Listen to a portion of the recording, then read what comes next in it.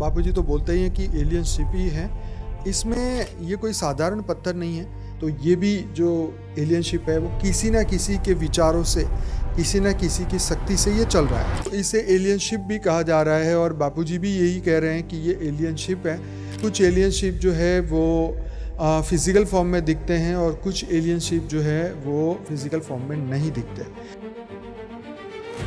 आप देखें तो एक चाइना ने एक टेलीस्कोप से उसकी जो फ़ोटो ली थी उसमें ऐसा दिखाया गया कि उसमें लाइट भी ब्लिंक हो रही है। जैसे ऐसा ही लग रहा है जैसे प्लेन में जब प्लेन उड़ता है तो खिड़की खुली होती है तो एक लाइट सी दिखती है, ऐसे ही इसमें भी कुछ अलग अलग कलर की लाइटें दिखती है। हालांकि इतना दूर है कि एग्जैक्टली तो नहीं समझ आएगा।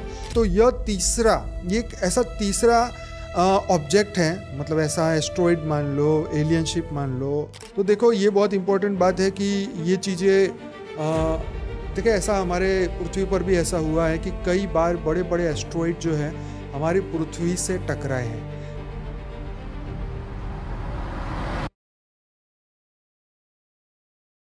परम शांति, सभी का स्वागत है, परम स्वागत है बापूजी के इस यूट्यूब चैनल बापूजी दशरथ भाई पटेल पे। मैं हूं अनंत और आज हम बात करने वाले हैं 3i एटलस के बारे में, जो कि एक माना जाता है कि इंटरस्टेलर ऑब्जेक्ट है। तो भाई इसकी जो सबसे पहली बार जो बात पता चली तो 1 जुलाई 2025 को इस एस्ट्रॉइड के बारे में पता चले और जिसकी खोज जो है वो रियो हुर्टाडो में खोजा गया इसे।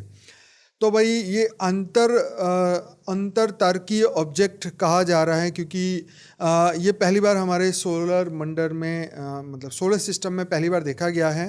तो मेरा ऐसा मानना है कि जो हमारा सोलर सिस्टम का जो लास्ट वाला जो एक बेल्ट है, एस्ट्रॉइड बेल्ट, वहीं से ये निकला होगा। परंतु इसे एलियन शिप भी कहा जा रहा है और बापूजी भी यही कह रहे हैं कि ये एलियन शिप है।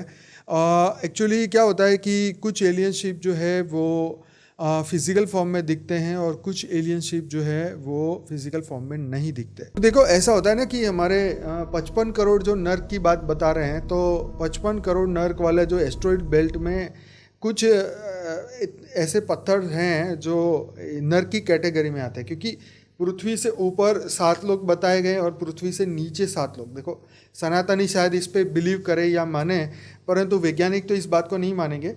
परंतु जो हमारा सोलर सिस्टम जो है, जो ब्रह्मांड जिसे बापूजी ने कहा, वो पृथ्वी से 1 लाख योजन, उससे ऊपर जाओ डबल 2 लाख योजन, उससे ऊपर जाओ 3 लाख योजन, तो ऐसे डबल डबल डबल होता हुआ जाता है।